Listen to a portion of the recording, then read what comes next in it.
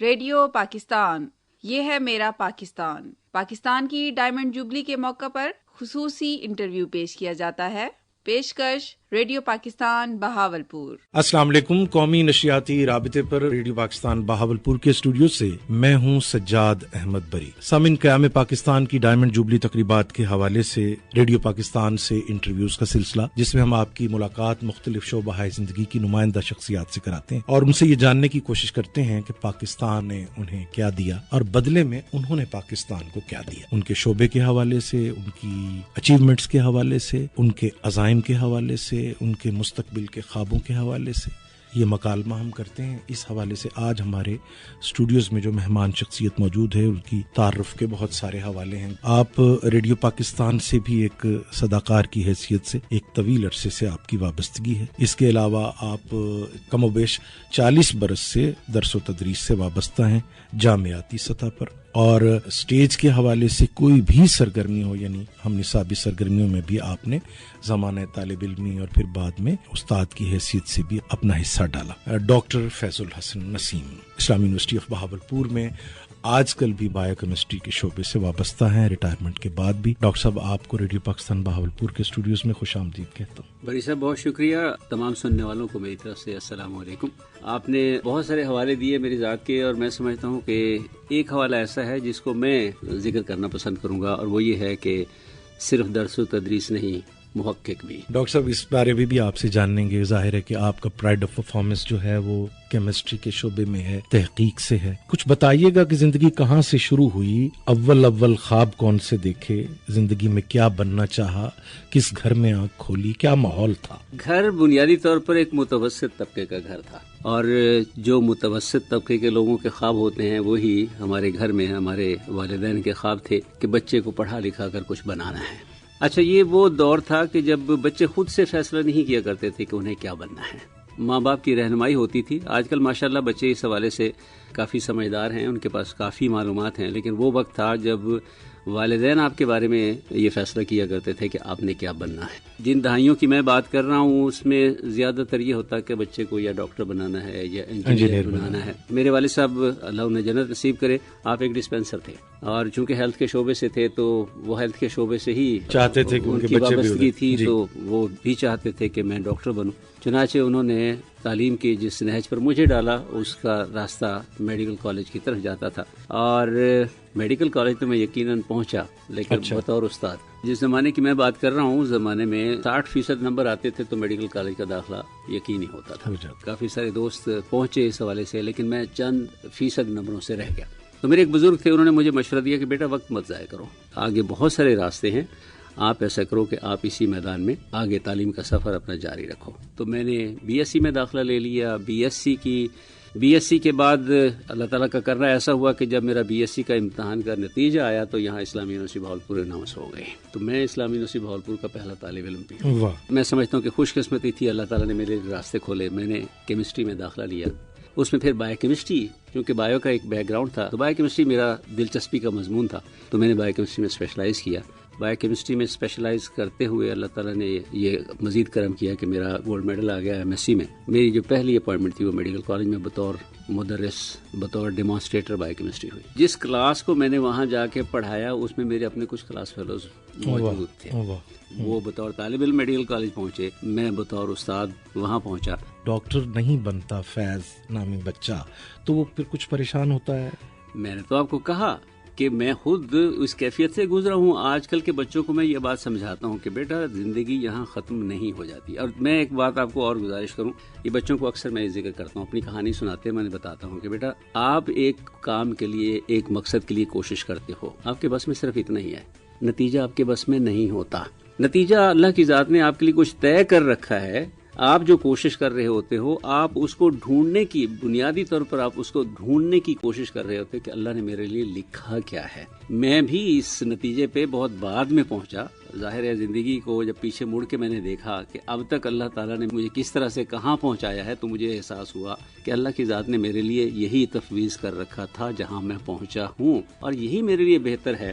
اور الحمدللہ اس کے بعد سے تو پھر میں نے اپنا جو سفر ہے تدریس کا، تحقیق کا، وہ سارا جو سفر ہے اس کو میں نے بہت انجوائے کیا. کہ اس وقت بچے کیسے تقسیم کرتے تھے وقت کا؟ آپ خود کیسے شرارتی تھے، بہت پڑھاکو تھے، گھر کا ماحول بہت سخت تھا، کس طرح تقسیم کرتے تھے وقت کو تاکہ آج کے بچے سنیں دیکھیں کہ پہلے کیا منظر تھا؟ گھر کا ماحول یقیناً ایک سنجیدہ ماحول تھا. یہ وہ زمانہ نہیں تھا کہ جب بچوں کے ساتھ بہت زیادہ کچھ فرینکنس ہوا کرتی تھی. ماں باپ کا ایک روب دبدبہ ہوتا تھا، لیکن گھر میں پڑھنے لکھنے کا ایک ماحول تھا. مجھے یاد ہے ہمارے گھر میں اس وقت اردو ڈائجسٹ آیا کرتا تھا، اخبار آیا کرتے تھے، تو پھر ہم قطار میں لگے ہوئے ہوتے تھے کہ کب بڑوں سے وہ فارغ ہو تو ہماری باری آئے کہ ہم بھی اسے پڑھیں. اس کے علاوہ بچوں کے رسائل، مجھے یاد ہے میرے ابا جان اللہ انہیں جنت نصیب کرے، وہ بچوں کے میگزین، بچوں کے جو جریدے تھے وہ لے کے آیا کرتے تھے گھر میں ہمارے پڑھنے کے لیے. تو وہ پڑھنے لکھنے کی جو ایک عادت تھی نا، وہ گھر کے اس ماحول سے ڈیولپ ہوئی. تو اسکول کی سطح پر پھر اساتذہ کچھ ایسے ملے، وہ جو آپ اسٹیج کی سرگرمیوں کا ذکر کر رہے تھے نا، وہ بھی میں اپنے کچھ اساتذہ کو اس کا کریڈٹ دیتا ہوں کہ انہوں نے مجھے انگلی پکڑ کے اسٹیج پہ کھڑا ہونا، اسٹیج پہ کھڑے ہو کے بولنا اور تقریر کرنا اور وہ جو ادائیگی تھی وہ سکھائی. اور میں آج تک ان کے لیے دعا کرتا ہوں کہ اللہ تعالیٰ انہیں اس کا اجر دے کہ ان کی رہنمائی کی وجہ سے مجھے اسٹیج پہ کھڑے ہو کر لوگوں کو فیس کرنے کا حوصلہ ملا، اور یہ میرے پروفیشنل لائف میں بڑا کام آیا. تو میں آج بھی بچوں سے یہ کہتا ہوں کہ بیٹا یہ ہم نصابی سرگرمیاں ایسی ہیں کہ جس میں آپ لوگوں کو شامل ہونا چاہیے، شرکت کرنی چاہیے، کہ اس سے بڑی تربیت ہوتی ہے آپ کے اندر یہ صلاحیت آ جاتی ہے کہ آپ کس طرح سے دوسرے سے بات کر سکتے ہیں، اس کے سامنے اپنے دلائل کس طرح سے پیش کر سکتے ہیں. زندگی میں بہت کام. آپ کتنے بہن بھائی تھے؟ ہم 4 بھائی تھے، میں سب سے بڑا ہوں گھر میں. اور اس وجہ سے بھی آپ شرارتیں نہیں کر سکے؟ دیکھیے جو بچوں کی شرارتیں جیسے ہوتی ہیں نا، کھیل کود والی شرارتیں، جی وہ ظاہر ہے میں نے بھی کی ہیں، لیکن پڑھائی کو بھی پورا وقت، لیکن تنگ کرنے والی شرارتیں ہوتی ہیں وہ نہیں. اب آتے ہیں آپ کی کالج لائف کی طرف. آپ ایک بڑی تاریخی درسگاہ کے طالب علم رہے، Sadiq Egerton college, F C college, government college Lahore کے ساتھ جس کا نام لیا جاتا ہے. 125 سال سے زائد ہو گئے اس درسگاہ کو. یہ نسبت کیسے محسوس کرتے ہیں؟ اس وقت کے ایسی کالج کے بارے میں بتائیے، کلاس فیلوز کے بارے میں بتائیے، ٹیچرز کے بارے میں بتائیے، اس وقت کا تدریسی ماحول کیسا تھا، تاکہ ہم جان سکیں کہ تعلیمی میدان میں ہمارے بڑے کن کن ماحول سے گزر کے پہنچے ہیں. ایس سی کالج بہاولپور بہت بڑا نام ہے اور مجھے اس کا طالب علم ہونے پر فخر ہے.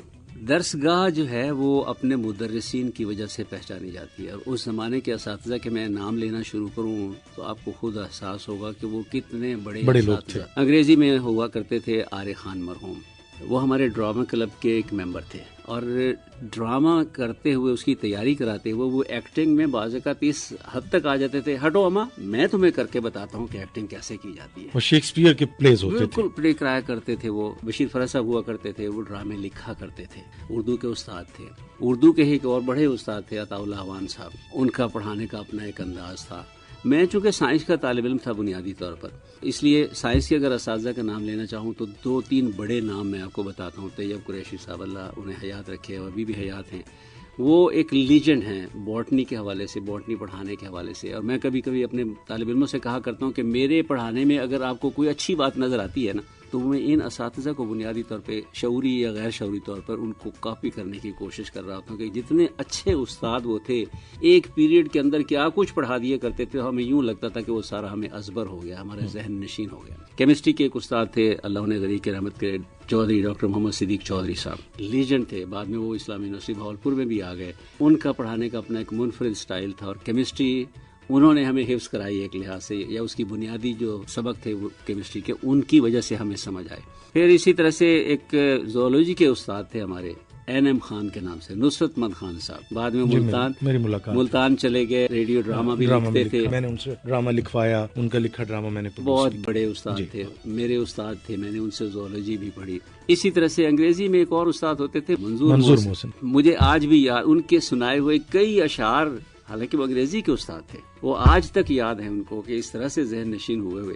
حیرت ہوتی ہے کہ ایک استاد کا پڑھایا ہوا آپ کو کئی دہائیوں بعد تک بھی یاد ہو. بات یہ ہے کہ طالب علم کو بنانے میں جتنا اہم کردار ایک استاد کی ذات ادا کرتی ہے نا، اس کو میں سمجھتا ہوں کہ آج بھی اجاگر کرنے کی ضرورت ہے. آج کے اساتذہ میں بھی وہ صلاحیت پیدا کرنے کی ضرورت ہے کہ وہ اوپینین میکر ہوتے ہیں. اس وقت کا تعلیمی ماحول، کلاس کا ماحول، کالج کا ماحول، نصابی سرگرمیوں میں اور ہم نصابی سرگرمیوں میں اور آج کی زندگی کے ساتھ اگر جوڑیں تو اب جب ہم قیام پاکستان کے 75 برس اس برس منا رہے ہیں، پیچھے مڑ کے دیکھتے ہیں تو کہاں بیس لائن آپ کو لگتی ہے کہ جس سے پاکستان نے پایا ہے ایجوکیشن سیکٹر میں؟ مجھے یاد ہے 1971 کا سانحہ جب ہوا، میں اس وقت کالج میں تازہ آیا تھا. ہم نے خود کو بھی روتے ہوئے پایا، اپنے اساتذہ کو بھی روتے ہوئے پایا. بچوں کے دل میں وطن کی محبت اس وقت جتنی ہوتی تھی، آج میں نے نسبتاً وہ کم محسوس کی ہے. بچے ان سانحات کو شاید اس طرح سے محسوس نہ کر سکیں جو ہماری عمر کے لوگ جب وہ طالب علم تھے تو انہوں نے محسوس کیے. اس وقت ہمارے ہیرو ہوا کرتے تھے قائد اعظم محمد علی جناح، ہمارے ہیرو ہوا کرتے تھے ڈاکٹر علامہ محمد اقبال، اور علامہ کے اشعار ہمیں سمجھ آتے تھے یا نہ آتے تھے، لیکن ہمارے لیے بہت بڑی بات ہوتی تھی کہ ہمیں علامہ کے اتنے اشعار یاد ہیں. آج کے بچے، میں سمجھتا ہوں کہ ان میں اس چیز کی بہت کمی ہے. ان کے سامنے جو اصل ہیرو ہیں قوم کے، ان کے کردار کو اتنا زیادہ اجاگر نہیں کیا گیا، اور اس لیے وہ ان سے اتنے آشنا نہیں ہیں. اس پہلو پر بھی ہمیں توجہ دینے کی ضرورت ہے. آپ کالج سے جب فارغ ہوئے تو اب یہ طے ہو گیا کہ آپ نے زندگی میں کیا کرنا ہے؟ بالکل اس وقت طے تھا جب آپ یونیورسٹی میں آ گئے اور آپ نے یونیورسٹی میں کسی بھی ایم ایس سی ایم اے کے مضمون میں داخلہ لے لیا تو طے تھا کہ اس کے بعد آپ نے مدرس اور محقق ہی بننا ہے. اگر آپ کالج سائٹ پہ چلے گئے تو پھر آپ صرف مدرس ہیں، کیونکہ کالج سائٹ پہ عموماً تحقیق کا کام نہیں ہوتا تھا اس زمانے میں. آج کچھ کالجز میں، پوسٹ گریجویٹ کالجز میں ہے، لیکن اس زمانے میں کالجز میں تحقیق کے حوالے سے کوئی اتنا کام. آپ نے کیمسٹری کا انتخاب اپنی چوائس پہ کیا؟ اچھا، یہ دلچسپ بات ہے کہ کیمسٹری کا چوائس میری مجبوری تھی. اگر یہ مجھے چوائس ہوتا تو شاید میں کیمسٹری کا انتخاب نہ کرتا. اچھا جی. کیوں؟ میرا چوائس تھا بایولوجی، زوالوجی یا باٹنی. لیکن وہ میں نے آپ کو کہا کہ اللہ تعالیٰ جس طرف آپ کو لے کے جاتا ہے، مجھے بعد میں آ کے احساس ہوا کہ میرے لیے وہ بہتر تھا جہاں اللہ کی ذات مجھے لائی، کیونکہ اسلامی یونیورسٹی بہاولپور میں اس وقت باٹنی یا زوالوجی کا شعبہ ہی نہیں تھا، اور میرے لیے اور کوئی آپشن نہیں تھی، کیونکہ دوسری آپشن یہ تھی کہ پھر میں بہاولپور سے باہر جاؤں، جو فائنینشلی میرے والدین شاید اتنا آسانی سے افورڈ نہیں کر سکتے تھے. آپ نے ریڈیو سے وابستگی کا ذکر کیا، اس میں ایک بہت بڑا پہلو یہ بھی تھا کہ میں جب ایم ایس سی کا طالب علم تھا تو مجھے اپنے فائنانسز کے لیے ٹیوشنز بھی پڑھانی پڑی. ریڈیو سے بھی وابستگی مجھے، وہ ظاہر ہے وہ سارا بیک گراؤنڈ بھی میرا کام آیا جو اسٹیج کی سرگرمیوں کا تھا. صلاحیت اور شوق کی تسکین بھی ہوتی رہی، اور ظاہر ہے کچھ ایک آمدنی کا سلسلہ بھی چل نکلا. جی، آپ ڈاکٹر نہیں بن سکے، پھر آپ زوالوجی باٹنی کی طرف نہیں جا سکے. یہ دو واقعات نے آپ کی شخصیت کو کتنا توڑا، کتنا بنایا، کتنا چیلنج محسوس کیا؟ کس کی سپورٹ رہی پھر رستہ سیدھا کرنے؟ ظاہر ہے سپورٹ تو اس میں دو شخصیات کی تھیں، والدین کی بھی اور اساتذہ کی بھی. ٹھیک ہو گیا. دونوں نے اپنی جگہ اپنا اپنا کردار ادا کیا، میری مکمل رہنمائی کی، مجھے بیک اپ کیا، سپورٹ کیا. البتہ توڑنے والی بات جو تھی وہ صرف ایف ایس سی کی حد تک ہی رہی. اس کے بعد پھر ظاہر ہے کہ آپ اس کے بعد توڑنے والی بات نہیں، کیونکہ پھر تھوڑی سمجھ آنا شروع ہو گئی. اور خاص طور پہ جیسے میں نے آپ سے عرض کیا کہ ایم ایس سی کے بعد جب میری فرسٹ اپائنٹمنٹ ہوئی میڈیکل کالج میں، پتہ نہیں کہاں سے ایک دن بیٹھ کے یہ سوچا کہ یار یہ اللہ تعالیٰ جہاں تک لے کے آیا ہے یہ اس نے پلان کر رکھا تھا میرے لیے نا. اب اگر میں مدرس بن ہی گیا ہوں تو پھر اس کا مطلب ہے یہ اللہ چاہتا تھا کہ میں ایسا بنوں، اور مجھے پھر اب مدرس بننا ہے. تو زندگی کا صحیح جسے آپ کہیے پروفیشنل سفر تھا نا، وہ پھر یہاں سے شروع ہوا کہ میں نے اس کو ایکسیپٹ کیا اور اپنی سی کوشش کی، اپنی سی جو میں کر سکتا تھا کوشش کی، ایک اچھا استاد بننے کی، ایک اچھا محقق بننے کی. اور اللہ نے میری ہر قدم پر رہنمائی فرمائی ہے. میں کبھی تصور نہیں کر سکتا تھا کہ میں امریکہ جا کر وہاں سے اعلیٰ تعلیم حاصل کر کے آؤں گا. وہ اسباب بھی اللہ کی ذات نے میرے لیے بنائے. اور دنیا کی جو بہترین ٹاپ بہترین یونیورسٹی میں، آج براؤن یونیورسٹی کا اس میں 25واں نمبر ہے. الحمدللہ میں نے وہاں سے پی ایچ ڈی کی. جب آپ کیمسٹری کے طالب علم تھے، ظاہر ہے یونیورسٹی کے بھی پہلے طالب علم تھے، تو اسکول، کالج اور پھر یونیورسٹی، فرق تو آپ نے محسوس کیا، عمر کا بھی، ڈگری کا بھی. اس وقت آپ نے سوچا تھا کہ میں کیمسٹری پڑھاؤں گا؟ میں نے آپ سے کہا نا کہ جب آپ یونیورسٹی میں پہنچتے ہیں نا تو پھر اس وقت کے حساب سے اس کے علاوہ اور کوئی آپشن ہی نہیں تھی. صرف یہ فرق تھا کہ کالج کا مدرس یا یونیورسٹی کا مدرس. اور جب اللہ تعالیٰ نے مجھے اس میں ڈسٹنکشن عطا کر دی کہ گولڈ میڈل آ گیا، تو چانسز یہ بن گئے کہ میں یونیورسٹی میں بطور مدرس، لیکن مدرس ہی نہیں، پھر یونیورسٹی میں جب آپ آتے ہیں تو تدریس کے ساتھ ساتھ آپ کو تحقیق کا کام بھی کرنا پڑتا ہے. تو وہ ایم ایس سی میں ہی یوں سمجھ لیجیے کہ ایک طرح سے طے ہو چکا تھا کہ اگر یہ صرف میں MSc کی ڈگری لیتا ہوں تو پھر میں کالج سائٹ پہ چلا جاؤں گا تدریس کے لیے، اور اگر کچھ ڈسٹنکشن کے ساتھ ہو گیا تو پھر یونیورسٹی میں آ سکتا ہوں۔ آپ کو گولڈ میڈل ملا اور آپ فوراً یونیورسٹی ٹیچنگ سٹاف میں آ گئے؟ میں 9 مہینے کے قریب میں رہا ہوں میڈیکل کالج میں، اسی دوران ہی میری اسلامی یونیورسٹی میں اپائنٹمنٹ ہو گئی تھی ایز لیکچرر، تو میں نے سپٹمبر 1980 میں جوائن کر لیا تھا اسلامی یونیورسٹی بہاولپور کو، شعبہ کیمسٹری کو بطور استاد کے۔ اس وقت یہ شروع ہو رہا تھا یا اس سے پہلے کام کر رہا تھا؟ میں بتایا نا کہ میں پہلے طالب علم ہوا، پہلا بیچ۔ اچھا، تو میں نے اپنے بلکہ دوسرے امیڈیٹ جو سیکنڈ بیچ تھا اس کو پڑھایا ابھی۔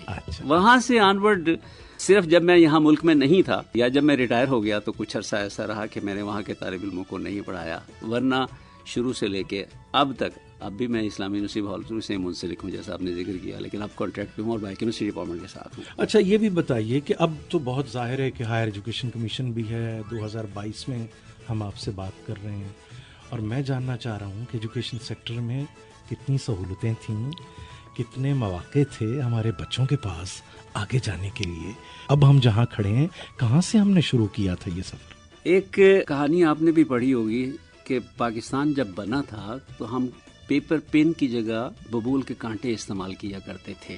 آج پیپر پین بھی ہے، اگرچہ ابھی بھی کہتے ہیں ہم کہ پیپر پین اپنا ہم خود نہیں بناتے، باہر سے امپورٹ کرتے ہیں، لیکن بنیادی طور پہ ہم نے سفر کیا ہے۔ ترقی کم رہی ہو لیکن ہم نے سفر طے کیا ہے اور اس میں ہم نے ترقی کی ہے، اس میں کوئی شک نہیں ہے۔ جتنا ہم چاہتے ہیں کہ اتنا ترقی ہم کر جاتے، یہ درست ہے کہ شاید اتنی ترقی ہم نہیں کر سکے، لیکن ہم اس جہاں سے شروع ہم نے سفر کیا تھا وہاں سے نیچے نہیں ہیں، وہاں سے اوپر ہیں۔ اب آپ نے پوچھا تھا اسلامی یونیورسٹی بہاولپور MSc کے حوالے سے، چونکہ ہم پہلے طالب علم تھے، یونیورسٹی اس وقت اپنی کلاسز کا آغاز کر رہی تھی، ہمارے پاس لیبارٹریز نہیں تھی۔ مثال کے طور پہ ہمارے سامنے وہ لیبارٹریز بنی۔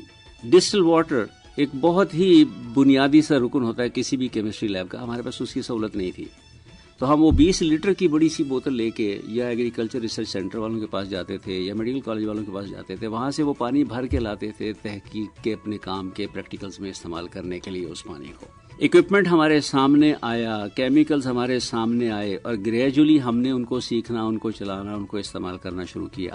آج وہ بنیادی چیزیں ساری کی ساری شعبہ کیمسٹری میں، بلکہ کیمسٹری کے علاوہ باقی شعبوں میں بھی موجود ہیں۔ میں ہمیشہ کہتا ہوں کہ ترقی کا جو سفر ہے نا، وہ زینوں کی شکل میں شروع ہوتا ہے۔ ایک آدمی ایک زینہ بناتا ہے، دوسرا آدمی اگر اس زینے کے اوپر کھڑے ہو کے اگلا زینہ بناتا ہے تو یہ ترقی کا سفر ہے۔ لیکن کبھی کبھی ایسا ہوتا ہے کہ ہم وہ پہلا زینہ توڑ کے پھر نئے سرے سے زینہ بنانا شروع کر دیتے ہیں، اور ہمارے جو ملک کی ترقی کا سفر ہے اس میں یہ دونوں چیزیں آپ کو ملیں گی۔ بعض زینے ایسے تھے کہ ان پہ کھڑے ہو کے ہم نے اگلے زینے بنائے، ان شعبوں میں ہم نے بڑی ترقی کی ہے۔ بدقسمتی سے کچھ شعبوں میں ہم نے ایسا کیا ہے کہ جو پہلا زینہ بنا ہوا ہوتا تھا اس کو بھی ہم توڑ دیتے تھے اور پھر نئے سرے سے زینہ بنانا شروع کر دیتے، تو اس میں ہم بہت پیچھے ہیں۔ آپ پرائڈ آف پرفارمنس ہیں کیمسٹری کی تعلیم کے شعبے میں، ہمارے سننے والوں کو بتائیے کہ تحقیق کے میدان میں پاکستانی جامعات کا کتنا حصہ رہا ہے، کیسا آگے مستقبل دیکھتے ہیں، اپنے شعبے میں کنٹریبیوشن کو کیسا پاتے ہیں؟ دیکھیے، تحقیق اب بہت ہو رہی ہے بنسبت ان دنوں کے جن کی بات میں کر رہا ہوں بطور طالب علم کے۔ اس زمانے میں بھی اساتذہ اپنی اپنی کوششوں میں مصروف تھے، لیکن اب کمپٹیشن بہت زیادہ ہے۔ اس کمپٹیشن نے ہی ہمیں مجبور کر دیا ہے کہ ہم تحقیق کریں، اچھی تحقیق کریں، کیونکہ جتنی اچھی تحقیق ہوگی اتنا ہی ہمارے لیے آگے مواقع جہاں وہ زیادہ اور آسانیاں زیادہ پیدا ہوتی چلی جاتی ہیں۔ لیکن ہمارا کمپٹیشن صرف اپنے ساتھ نہیں ہے، ہم اس وقت ایک گلوبل ولیج کا حصہ ہیں، اور ہمارا جو مقابلہ ہے اس وقت وہ دنیا کے ساتھ ہے، اور اس مقابلے میں ہم ابھی بھی بہت پیچھے ہیں۔ بچوں کو میں کہتا ہوں کہ دیکھیں، اگر آپ کسی ریس میں شامل ہوں اور آپ کا کمپیٹیٹر اگر 100 کلومیٹر فی گھنٹہ کی رفتار سے دوڑ رہا ہے اور آپ اس سے آگے نکلنا چاہتے ہیں، تو آپ کو پھر 105 110 کلومیٹر کی رفتار سے دوڑنا پڑے گا، تو آپ اس سے آگے نکل سکتے ہیں۔ اگر آپ بھی ایون 70 کلومیٹر کی یا 100 کلومیٹر کی رفتار سے بھی دوڑ رہے ہوں نا، تو آپ اس کے برابر تو جا سکتے ہیں، اس سے آگے نہیں نکل سکتے۔ یہ سبق آج کل ہمارے بچوں کو سمجھنے کی ضرورت ہے، ہمارے اساتذہ کو بھی سمجھنے کی ضرورت ہے کہ جہاں اب جس مقابلے کی کیفیت میں ہم ہیں، ہم دوسروں سے بہت پیچھے ہیں، اور لہٰذا ہمیں نہ صرف یہ کہ ان کی کم سے کم ان کی رفتار سے، بلکہ ان کی رفتار سے زیادہ کام کرنا پڑے گا، تو کہیں ہمارا چانس ہے کہ ہم ان سے آگے نکل سکیں، اور ہمارے لیے چانسز بہت ہیں۔ چانسز کیسے ہیں؟ دیکھیے، اللہ نے جو کچھ ہمیں عطا کیا ہے، پاکستان کے حوالے سے میں بات کرتا ہوں، وہ ایک نعمت ہے۔ میں بہت دور نہیں جاتا، اپنے علاقے کو لے لیتا ہوں. ہمیشہ میں کہتا ہوں کہ یہ جو چولستان صحرائے چولستان ہمارے پاس موجود ہے، یہ ایک گولڈ مائن ہے. سائنسی تحقیق کے حوالے سے یہاں کام نہ ہونے کے برابر ہوا ہے. اگر ہم اس کو ایکسپلور نہیں کریں گے، گولڈ مائن تو اللہ نے دے دی ہے، لیکن اس گولڈ مائن میں کھدائی تو ہمیں کرنی ہے نا، اس سے اندر سے سونا تو ہمیں نکالنا ہے. ہم اگر اسے ایکسپلور نہیں کریں گے تو پھر ہم اپنے اللہ کے دی ہوئی چیزوں کا کوئی فائدہ نہیں اٹھا رہے. ہمیں اپنے نیٹو ریسورسز کو ایکسپلور کرنے کی ضرورت ہے. ہم دنیا پر کیوں انحصار کریں، کیوں ڈیپینڈ کریں؟ ہم اپنے ریسورسز کو استعمال کر کے بہت کچھ کر سکتے ہیں. ہمارے پاس وہ سب کچھ موجود ہے، لیکن ہمیں اپنی کوششوں کو ادھر ڈائیورٹ کرنے کی ضرورت ہے. آپ کو پرائڈ آف پرفارمنس بھی ملا حکومت پاکستان کی جانب سے سائنسی تعلیم میں خدمات انجام دینے کے حوالے سے. یہ اعزاز آپ کو کیسا لگا؟ اس اعزاز سے جڑی کچھ یاد؟ یہ بھی اللہ کی دین ہے. دراصل میں نے اپنے سرپرائز تھا آپ کے لیے؟ میرے لیے سرپرائز تھا. میں نے اپنے پی ایچ ڈی اور پھر مجھے کچھ عرصہ کینیڈا میں بھی پوسٹ ڈاک کرنے کا موقع ملا. اس زمانے میں جتنا کام کیا وہاں سے ریکگنیشن دی، اور حکومت پاکستان نے اس کو ریکگنائز کیا، کیونکہ ہر دفعہ میں لوٹ آتا تھا مٹی کی محبت میں. ہاں، معشوفتہ سروں نے وہ قرض اتارے ہیں جو واجب بھی نہیں، تو یہ واجب تھے. میں سمجھتا ہوں کہ وہ واجب تھے کہ میں نے اس مٹی سے بہت، یہ جتنا جس جگہ آج میں بیٹھا بات کر رہا ہوں اس مٹی کی وجہ سے بات کر رہا ہوں. اور میں بتاؤں آپ کو، میں امریکہ جب پی ایچ ڈی کرنے گیا تو میں گورنمنٹ فیلوشپ پہ تھا. میرا سارا خرچہ میری حکومت برداشت کر رہی تھی، میرا ملک برداشت کر رہا تھا. اور میں نے وہاں دیکھا کہ کوئی بھی ہندوستانی مسلمان وہاں گورنمنٹ فیلوشپ پہ نہیں آیا ہوا. ایک لڑکا تھا، الطاف نام تھا اس کا، بہار سے تھا، اور وہ بھی اپنی صلاحیتوں پہ ایک امریکی یونیورسٹی سے اسکالرشپ لے کے وہاں پہنچا تھا، ورنہ کوئی مسلمان ہندوستانی گورنمنٹ سے اسکالرشپ لے کے وہاں نہیں پہنچا تھا اس اعلیٰ تعلیم کے لیے. تو ایسے مجھے احساس ہوا کہ یہ جو آج میں پی ایچ ڈی کرنے آیا بیٹھا ہوں وطن کے خرچے پہ، یہ اس وجہ سے ہے کہ اللہ تعالیٰ نے یہ ایک الگ سرزمین ہمیں عطا کی ہے جس کی وجہ سے میں اس قابل ہوا ہوں کہ میں یہ سمجھتا ہوں کہ یہ اللہ تعالیٰ کی ایک بہت بڑی نعمت ہے. اور اس نعمت کے حوالے سے پھر واپسی میرا بھی فرض بنتا ہے کہ میں واپس آ کے جو کوشش کر سکتا ہوں. میرے ایک دوست تھے وہاں پہ پی ایچ ڈی کرتے ہوئے ہیں یہاں سے پاکستان سے، بنیادی طور پہ میں واپس آنے لگا تو مجھے کہنے لگے کہ واپس نہ جاؤ، کہنے لگے کہ ادھر ہی رہ جاؤ. تو میں نے اسے کہا میرے لیے یہاں رہنا آسان ہے، لیکن میں واپس جاؤں گا کچھ تو کنٹریبیوٹ کروں گا. کہ لے کیا کنٹریبیوٹ کر لو گے؟ میں کہا اچھا چلو میری بات سنو. میں سمجھتا ہوں کہ اگر میں ایک طالب علم کو بھی صحیح لائن پہ لگا سکا نا تو میں نے اپنا کام کر دیا. اور اللہ کا شکر ہے، میں سمجھتا ہوں ایک سے زیادہ طالب علم ہیں جن کو میں نے راہ پہ لگایا ہے، اور وہ پاکستان کے مختلف خدمت کر رہے ہیں، وہ کنٹریبیوشن کر رہے ہیں. ایون کئی طالب علم میرے اس وقت وائس چانسلرز کے طور پہ بھی کام کر رہے ہیں مختلف یونیورسٹیوں میں. اللہ کا بڑا شکر ہے. مجھے یہ بھی بتائیے ڈاکٹر صاحب کہ سائنس کے میدان میں مستقبل کا پاکستان کہاں دیکھتے ہیں، خصوصاً تعلیم اور پھر سائنس کے شعبے؟ دیکھیے، مستقبل ہمیشہ متعین ہوتا ہے آپ کی اپنی کوششوں سے. اگر ہم صحیح معنوں میں کوشش کریں، اللہ تعالیٰ نے ہمیں پوٹینشیل کے حوالے سے کسی کمی کا شکار نہیں کیا. ہماری یوتھ ہو، ہمارے اساتذہ ہوں، بڑی صلاحیتیں ہیں ان میں. میں ایک مثال آپ کو بتاتا ہوں. میں نے کسی امریکی کو دن رات کام کرتے ہوئے نہیں دیکھا. صبح 7 بجے مثال کے طور پہ اگر وہ لیبارٹری آتے تھے اور شام 7 بجے تک انہیں کام کرنا ہے تو شام 7 بجے وہ اپنا بستر بوری لپیٹ کے گھر چلے جاتے تھے. یہ ضرور ان کی ایک خوبی تھی کہ 7 سے 7 تک انہوں نے جو کام کے لیے متعین کیا اس میں وہ پوری ایمانداری سے اپنا کام کرتے. ٹھیک ہو گیا. ہماری کیا کیفیت تھی؟ ضرورت پڑتی تھی ہم پورا دن کام کرتے تھے، ضرورت پڑتی تھی پورا رات بھی کام کرتے تھے. فکر یہ تھی کہ جلد از جلد اعلیٰ تعلیم مکمل ہو اور ہم واپس جائیں. سوال یہ ہے اگر میں وہاں جا کے اتنا کام کر سکتا ہوں تو یہاں اپنے ملک میں کیوں نہیں کر سکتا؟ آج ہم یہ تہیہ کر لیں کہ ہم اپنے ملک میں اتنی ہی محنت سے کام کریں گے، ہم بہت جلد دوسروں سے آگے نکل سکتے ہیں، کیونکہ اللہ نے ہمیں صلاحیتیں دینے کے حوالے سے کوئی کمی نہیں دی. صرف ہمیں اپنے آپ کو کمٹ کرنے کی ضرورت ہے. اس ریفرنس سے بھی میں چاہ رہا تھا کہ برین ڈرین کی جب بات ہوتی ہے، لوگ باہر جاتے ہیں پھر وہیں رہ جاتے ہیں، پڑھتے یہاں ہیں باہر چلے جاتے ہیں. آپ کو یہ فیلنگ کیسی آتی ہے کہ یار پاکستان کو تو بہت ضرورت ہے ہر شعبے میں ان لوگوں کی جو پاکستان کو آگے لے جا سکتے ہیں؟ جو لوگ جاتے ہیں میں سمجھتا ہوں کہ خوشی سے نہیں جاتے ہیں، مجبوری سے جاتے ہیں. مجبوری کیا ہے؟ بندے میں صلاحیت ہے، آپ اس کو وہ ماحول ہی فراہم نہیں کر رہے جہاں وہ اپنی صلاحیتوں کا استعمال کر سکے، تو وہ کیا کرے گا؟ یا وہ ہاتھ پہ ہاتھ رکھ کے بیٹھ جائے گا، کوشش کرتا رہے گا. میں سمجھتا ہوں، میں اپنے آپ کو اس والی کیٹیگری میں شمار کرتا ہوں کہ میں کوشش کرتا ہوں، جتنی بھی اللہ تعالیٰ نے مجھے اس میں کامیابی عطا کی ہے یہ اس کی مہربانی ہے. لیکن تیسرا راستہ کیا ہے؟ پھر میرے لیے آسان راستہ یہ تھا میں بھی چلا جاتا. آپ بھی چلے جاتے, اور ظاہر ہے آپ کو موقع ملے ہوں گے باہر جانے کے. تو یہ بنیادی بات یہ ہے کہ ہم اگر اپنا یہاں ماحول ٹھیک کر لیں, اپنے تعلیمی اداروں کا ماحول ٹھیک کر لیں, اپنے محققین کو وہ بنیادی سہولتیں فراہم کر دیں جہاں کھڑے ہو کے وہ اپنے صلاحیتوں کو استعمال کر سکیں, ہم کہیں آگے نکل سکتے ہیں. اس میں مجھے قطعاً کوئی شبہ, کوئی شک نہیں ہے. آپ نے اپنا یہ ورثہ اپنے بچوں میں منتقل کیا ہوگا یقیناً, کچھ اپنے بچوں کے بارے میں بتائیں. میں نے اپنے بچوں کو صرف ایک بات کی, میں نے کہا بیٹا آپ کا ڈیسیژن میں نے نہیں کرنا, سجیسٹ ضرور کرتا ہوں, اور مشورہ میرا یہ ہے کہ آپ کم سے کم FA/FSC کے لیول تک سائنس ضرور پڑھیے گا, اس کے بعد جو آپ کرنا چاہتے ہیں وہ کیجیے. اچھا, وہ میرے والدین مجھے ڈاکٹر بنانا چاہتے تھے, ڈاکٹر تو میں بن گیا, PhD ڈاکٹر بن گیا الحمدللہ. میرے بچوں نے مجھے کہا کہ ابو اگر آپ جس سبجیکٹ میں ہیں نا, میری 2 بیٹیاں ایسی, انہوں نے اسی سبجیکٹ میں اسپیشلائز کیا. انہوں نے کہا جی ہم نے بایو کیمسٹری پڑھنی ہے. کہ بیٹا اپنی چوائس سے.